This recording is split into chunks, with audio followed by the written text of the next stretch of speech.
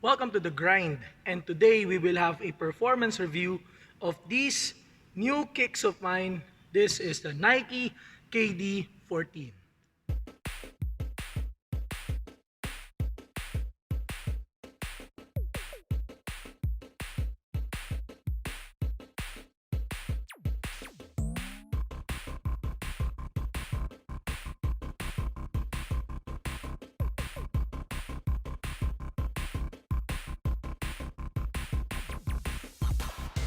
I've been wearing KD since KD3. At the previous years, nakita natin yung mga magandang performance model like the KD9, 10, 12, and 13. And we shall be comparing the KD14 based on these previous performance models na nagamit natin sa ating mga laro.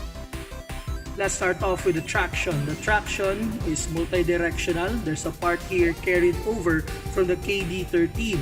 Some reviewers said that the traction is rather soft and madaling masira, but I got the XDR version of the bottom and I hope it works well and it lasts longer than the regular models.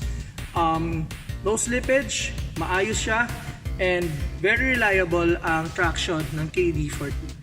In terms of cushioning, like KD12 and 13, KD14 employs a full-length air zoom strobel. So pagpasok ng paa mo, mararamdam mo kagad yung zoom unit sa iyong paa. But unlike previous models where KD12 used an additional heel zoom unit, tapos KD13 used an additional 4-foot zoom unit, this year it used what we call Cushlon. So it's a different kind of foam that is used and it feels different.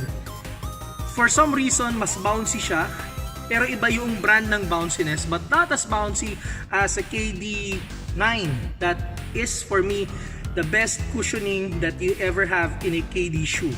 So nonetheless, it's very responsive.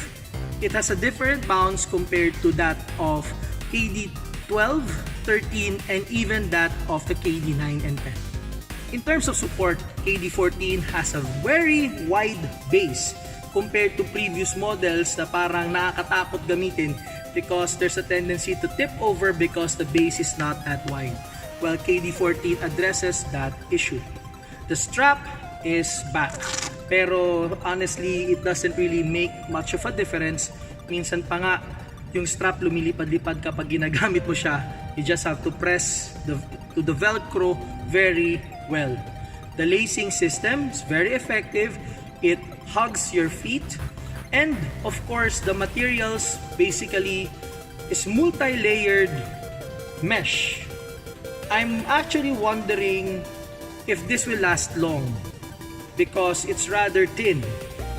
Ang advantage naman nito, this is very breathable. But in terms of its design, siyang tiger, leopard, di ko siya masyadong trip. But I'm looking forward to the other upcoming designs knowing KD. Sana magkaroon ng unpearl colorway at syempre yung weatherman colorway and other colorways that will help us see and appreciate the KD14. An additional detail on the support is the heel area, the containment, and of course the padding, especially for the Achilles. Lalo na si KD nanggaling sa Achilles injury. I was expecting na medyo mas padded siya, pero adequate naman yung padding na meron sa KD14 to support especially the back area of your foot. People are also curious about this plate. This plate helps stabilize the shoe, especially in terms of lateral movement, and that is part of the performance details of the KD14. Sizing for the KD line is a hit or a miss. Earlier models, minsan nga kailangan mo pang mag one size up, especially the KD4. Pero itong previous models, starting with the 9, I've been using true to size. I am a wide footer, pero true to size fits me very well.